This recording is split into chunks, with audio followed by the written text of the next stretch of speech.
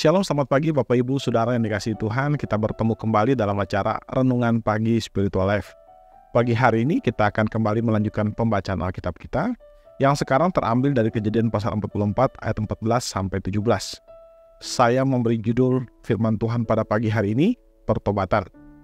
Saya akan membacakan bagian firman Tuhan ini bagi Bapak Ibu Saudara sekalian. Kejadian 44 ayat 14 sampai 17. Sesampainya Yehuda dan saudara-saudaranya ke rumah Yusuf, Yusuf masih ada di situ. Lalu mereka sujud di hadapannya sampai ke tanah. Kata Yusuf kepada mereka, "Perbuatan apa yang kamu lakukan ini? Tidak tahukah kamu bahwa orang yang seperti aku ini pasti dapat meramal?" Yehuda berkata, "Apa yang dapat kami katakan kepada tuanku? Apa yang dapat kami beritahukan? Bagaimana kami dapat membenarkan diri kami? Allah telah memperlihatkan kesalahan hamba-hambamu ini. Jadi biarlah kami menjadi budak tuanku, baik kami maupun orang yang kedapatan menyimpan piala itu." Namun jawabnya, "Tidak mungkin aku berbuat demikian. Siapa yang kedapatan menyimpan piala itu, dialah yang akan menjadi budakku. Sedangkan kamu, pergilah kembali kepada ayahmu dengan selamat."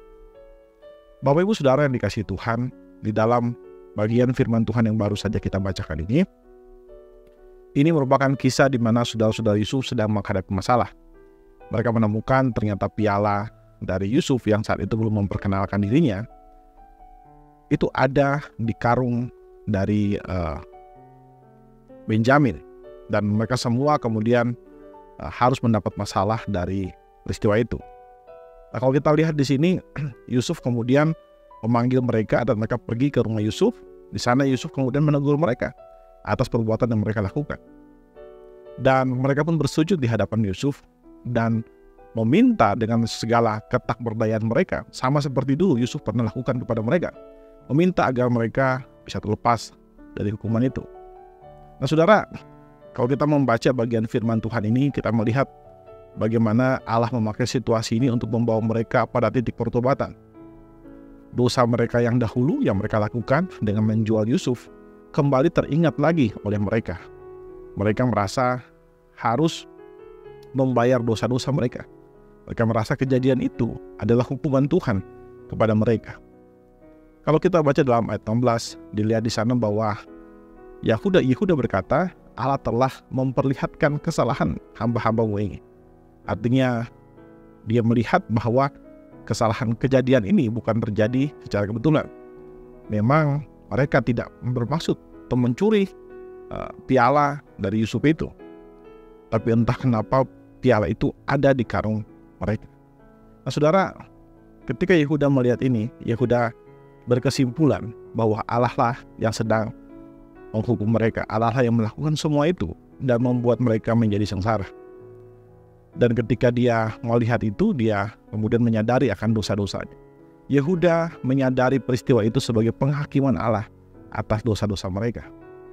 Nah saudara, menarik di sini, Yehuda merespon itu dengan dia mengaku. Dia berkata bahwa dosa-dosa mereka, artinya dia mengaku bahwa dia pernah bersalah kepada Allah. Nah saudara, pengakuan dosa adalah langkah penting dalam proses pertobatan. Dengan mengakui kesalahan kita, maka kita memberikan diri kita untuk dibentuk oleh Roh Kudus. Renungan pagi hari ini mengajarkan kita untuk mengaku dosa kepada Tuhan. Dan mengaku dosa adalah awal dari pemulihan dan pembaharuan yang dilakukan Tuhan di dalam hati kita.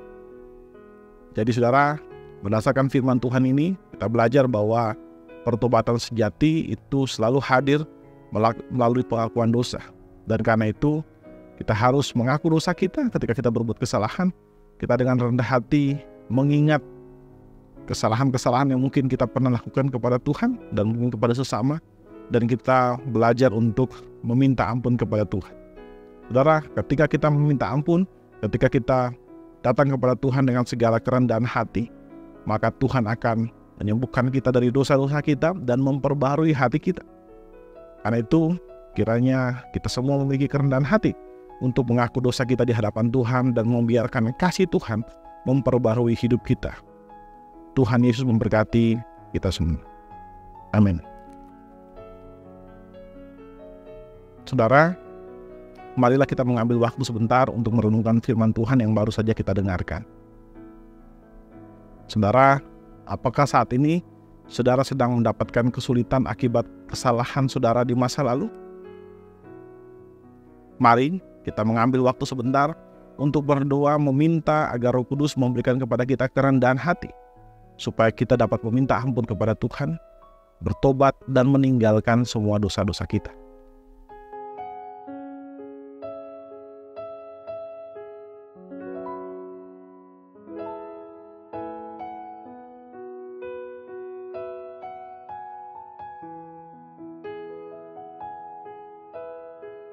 Saudara, marilah kita meninggalkan semua dosa-dosa kita.